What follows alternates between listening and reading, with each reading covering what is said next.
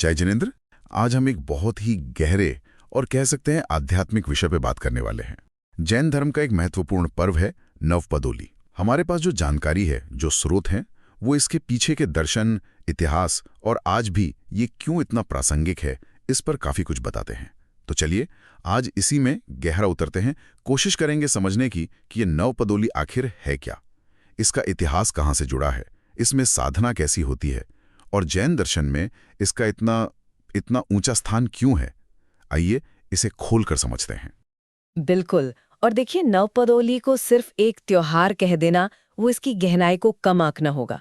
ये असल में आत्मा को शुद्ध करने और कर्मों के बोझ को हल्का करने की एक बहुत गहन प्रक्रिया है।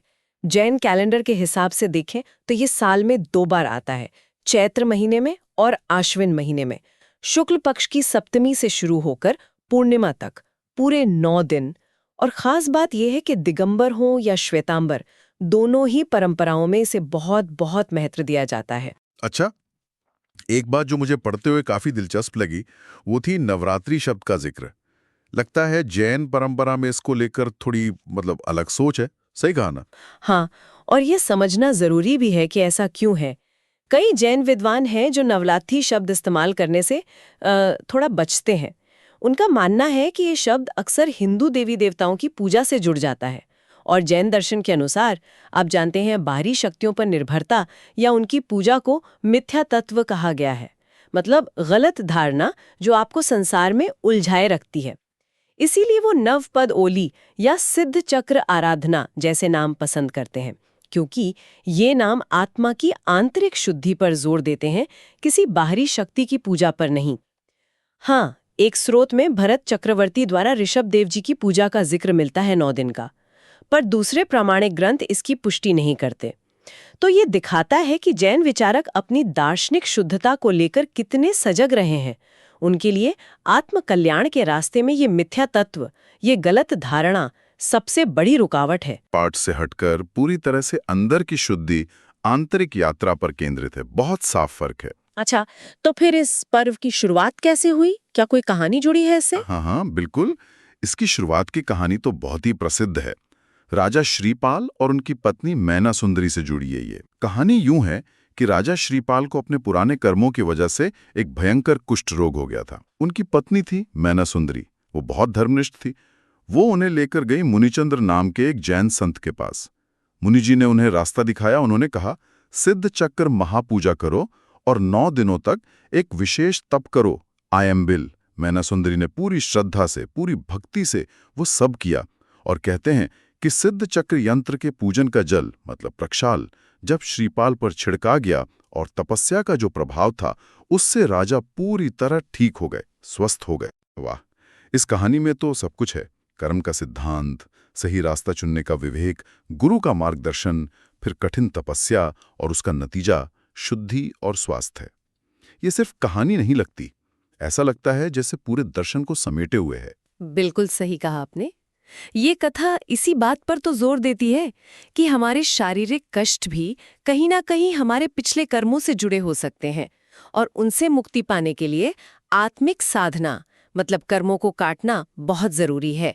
शारीरिक स्वास्थ्य और आध्यात्मिक शुद्धि, ये दोनों एक दूसरे से गहराई से जुड़े हैं। स्रोतों में एक और शब्द का इस्तेमाल हुआ है, शाश्वत पर्व। इसे शाश्वत क्यों कहा गया है? इसका क्या मतलब है? हाँ, शाश्वत। इसका सीधा सा मतलब है जो हमेशा से है और हमेशा रहेगा, सनातन, अमर। ऐसी मान्यता है कि नवपद ओली अनादिकाल से चली आ रही है और अनंत काल तक रहेगी। जैन कॉस्मोलॉजी के अनुसार तीनों क्षेत्र, महाविदेह, ऐरावत, भरत, और तीनों काल, भूत, वर्तमान, भविष्य में जब भी तीर्थंकरों का शासन रहा है, ये पर्व मनाया जाता रहा है।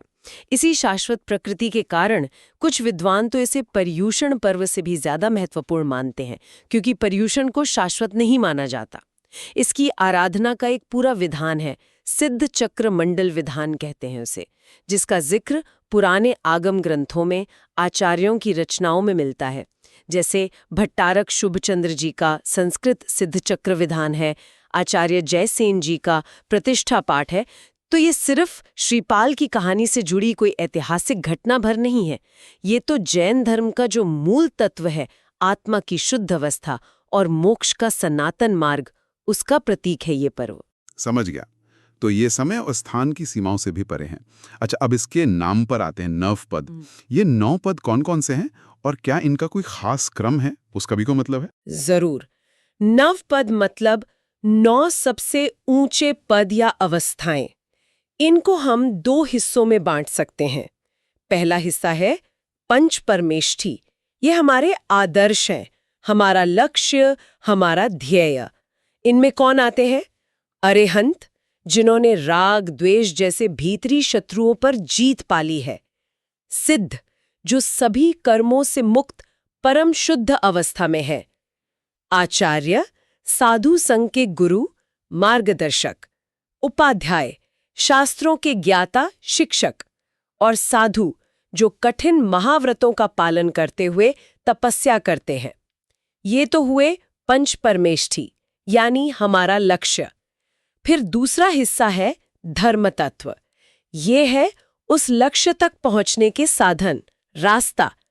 इसमें आते हैं सम्यक दर्शन, यानी सच्ची श्रद्धा, सही नजरिया, सम्यक ज्ञान, सही समझ, सम्यक चारित्र, सही आचरण, और सम्यक तप, सही तपस्या।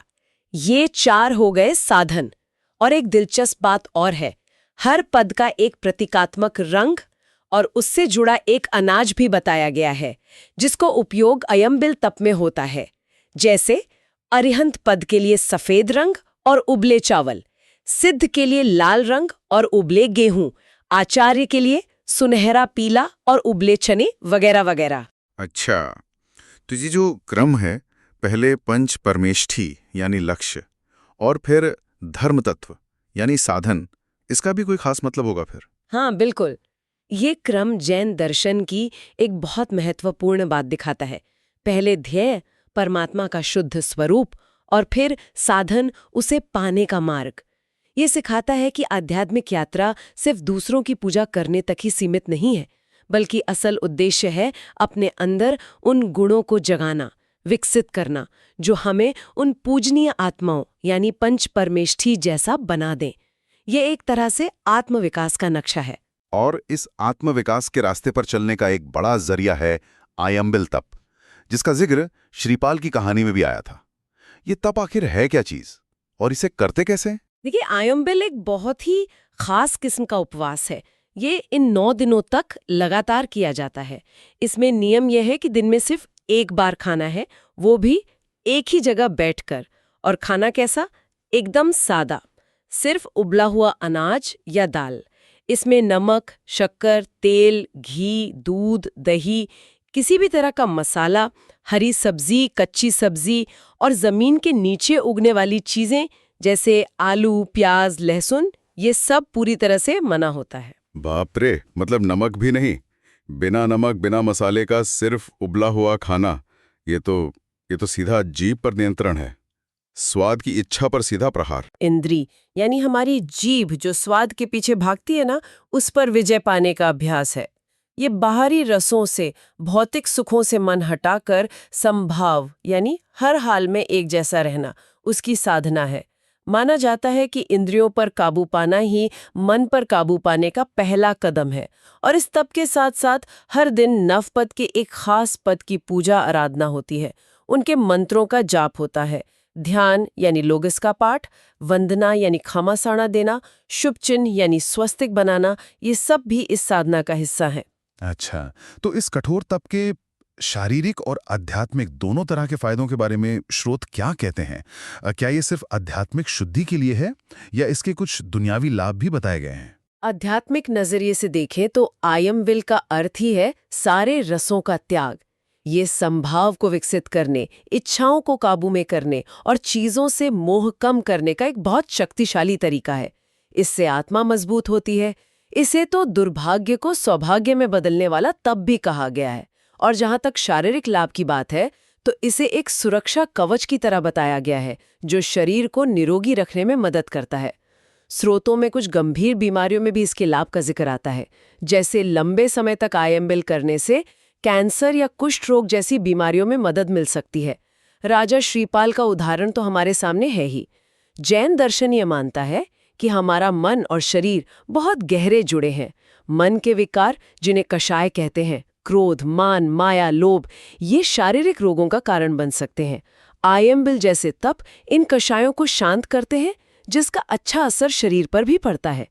लेकिन हाँ, ये याद रखना बहुत जरूरी है कि शारीरिक लाभ जो है वो बस एक सह उत्पाद है, एक बाय प्रोडक्ट है। मुख्य लक्ष्य, असल मकसद वो हमेशा आत्मा की शुद्धि ही रहता है। हाँ, ये बात साफ होनी जरूरी थी कि प्राथमिकता क्या है।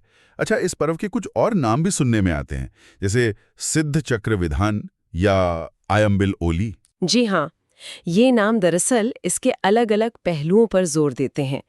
नवपद ओली तो इसके विषय यानी 9 पद, और अवधि यानी 9 दिन की माला या पंक्ति ओली इसको बताता है। सिद्ध चक्र विधान इसकी जो औपचारिक पूजा पद्धति है, जिसमें एक विशेष यंत्र यानी सिद्ध चक्र की पूजा होती है, उस पर केंद्रित है। और आयम्बिल ओली इसके सबसे प्रमुख तप यानी आयम्बिल पर जोर देता है। तो ये सभी नाम एक ही पर्व के अलग अलग आयामों को दिखाते हैं: विषय, अनुष्ठान और दर्शन। क्या आज के जमाने में भी इस भागदौड़ भरी जिंदगी में लोग इतने कठोर तप करते हैं? स्रोतों में कोई उदाहरण मिला इसका? अरे बिल्कुल करते हैं। स्रोतों में भंवरलाल सिंह जैन का उदाहरण दिया गया है। उन्होंने न सिर्फ 64 दिन लगातार आयम्बिल किया, बल्कि वो तो हर साल करीब 180 दिन अलग अलग तरह के तप करते हैं। और एक और दिलचस्प बात सामने आई, वो है डॉक्टर की निगरानी में तपस्या करने का जिक्र। ये दिखाता है कि कैसे हमारी परंपरा और आज के समय की स्वास्थ्य के प्रति जागरूकता, ये दोनों साथ साथ चल सकती हैं। यही अनुकूलनशीलता, यही फ्लेक्सिबिलिटी जैन धर्म जैसे प्राचीन दर्शन को आज भी इतना प्रासंगिक बनाए रखती है। हाँ, ये संतुलन तो वाकई बहुत जरूरी और सराहनीय है। अच्छा, आज की युवा पीढ़ी के लिए, या कहें कि आज के समय के लोगों के लिए, इस पर्व का क्या संदेश हो सकता है? इसकी क्या रिलेवेंस है? देखिए, आज का युग बहुत भौतिकवादी है। सब कुछ बाहर खोज रहे हैं, सुख, शांति, सफलता। ऐसे में नवपद ओली हमें अंदर झांकने का, आंतरिक शांति और आत्मिक शक्ति पाने का रास्ता दिखाता है। यह हमें आत्मनिर्भर बनना सिखाता है। दूसरों पर निर्भर रहने या किस्मत को कोसने के बजाय अपने पुरुषार्थ से, अपनी मेहनत से जीवन को बेहतर बनाने की प्रेरणा देता है। और शायद सबसे बड़ी सीख ये है कि बाहर की दुनिया में लड़ाई जीतने से कहीं ज्यादा महान है अपने भीतर के शत्रुओं को जीतना। हमारे अपने क्रोध, अहंकार, मोह, लोभ, इन पर विजय पाना। ये हमें अपनी अंतरात्मा की आवाज सुनने और आत्म साक्षात्कार की ओर बढ़ने के लिए प्रेरित करता है। ये तो सीधे सीधे जैन धर्म के जो मूल सिद्धांत हैं, आत्मशुद्धि और साधना, उनसे जुड़ता है ना? निश्चित रूप से जैन धर्म का लक्ष्य यही है, आत्म साक्षात्कार। मैं कौन हूं से मैं वही शुद्धात्मा हूं तक की यात्रा। और इस यात्रा के 3 मुख्य स्तंभ बताए गए हैं: अहिंसा, संयम और तप। लेकिन सिर्फ बाहरी तपस्या ही काफी नहीं है, भाव शुद्धि जरूरी है। बाहुबली का उदाहरण हम सब जानते हैं। सालों तक कठोर तप किया, पर मन में भाई के प्रति थोड़ा सा मान, थोड़ा अहंकार रह गया था। इस वजह से उन्हें मोक्ष नहीं मिला। जब उन्होंने वो अहंकार छोड़ा, तभी उन्हें केवल ज्ञान और फिर मोक्ष प्राप्त हुआ। तो नवपद ओली जैसे पर्व हमें इसी आंतरिक शुद्धि का, अहंकार को छोड़ने का, मन पर नियंत्रण पाने का अवसर देते हैं। ये बाहरी क्रियाओं के साथ साथ भाव शुद्धि यानी मन की पवित्रता पर ज्यादा जोर देते हैं। और मोक्ष के मार्ग से इसका क्या संबंध है? इसे मोक्ष मार्ग में कहाँ देखते हैं? नवपद को तो स्रोतों में निर्वाण यानी मोक्ष का सर्वश्रेष्ठ साधन कहा गया है। सभी जीवों की पालन करने वाली मां तक कहा गया है। इसे एक तरह से पूरे जैन धर्म का, सभी तीर्थंकरों की शिक्षाओं का सार माना जाता है। ये आत्मा को उसके मूल स्वभाव यानी उसकी शुद्ध अवस्था में वापस लाने का जरिया है। मोक्ष मार्ग की शुरुआत होती है सम्यक दर्शन से, सही श्रद्धा, सही विश्वास। इसके बिना बाकी सब अधूरा है। ज्ञान हो, आचरण हो, तपस्या हो, वो सब सिर्फ बाहरी क्रिया बन के रह जाते हैं अगर नींव में सम्यक दर्शन नहीं है। नवपद ओली में आप देखिए, लक्ष्य पंच परमेष्ठी और साधन धर्म तत्व, दोनों का कितना अद्भुत मेल है। ये दिखाता है कि मुक्ति कोई बाहर से मिलने वाली चीज नहीं है। ये एक प्रक्रिया है जिसे सही श्रद्धा, सही ज्ञान और सही आचरण से साधना पड़ता है। ये भाव धर्म यानी मन की अवस्था को क्रिया धर्म यानी बाहरी कर्मकांड से ज्यादा महत्व देता है। तो अगर हम आज की बातचीत से नवपद ओली से जीवन के लिए कुछ मुख्य सबक, कुछ टेक अवेज निकालने हो तो वो क्या होंगे? मेरे ख्याल से सबसे बड़ी सीख तो यही है, असली जीत बाहर की दुनिया पर नहीं बल्कि अपने अंदर के दुश्मनों पर यानी अपने कर्मों और कषायों पर पानी है। दूसरी, अहंकार को छोड़कर विनम्रता अपनाना बहुत जरूरी है। बाहुबली का उदाहरण हमें यही सिखाता है। तीसरी, आयम्बिल तप से समभाव सीखना यानी सुख दुख अच्छा बुरा हर स्थिति में मन को स्थिर रखना, अडिग रहना। चौथी, आत्मनिर्भरता, दूसरों के भरोसे नहीं अपने पुरुषार्थ पर यकीन करना।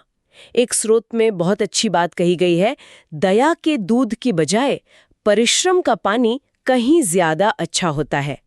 और पांचवी, व्यक्तिगत जिम्मेदारी का एहसास, हमारे अपने कर्म ही हमारे जीवन को बनाते या बिगाड़ते हैं। ये समझ हमें अपनी समस्याओं का हल खुद खोजने और सकारात्मक बदलाव लाने की ताकत देती है। तो एकदम साफ है कि नवपद ओली सिर्फ 9 दिन का कोई उपवास या कुछ धार्मिक क्रियाएं भर नहीं है। ये तो जैन दर्शन की गहराइयों में उतरने जैसा है।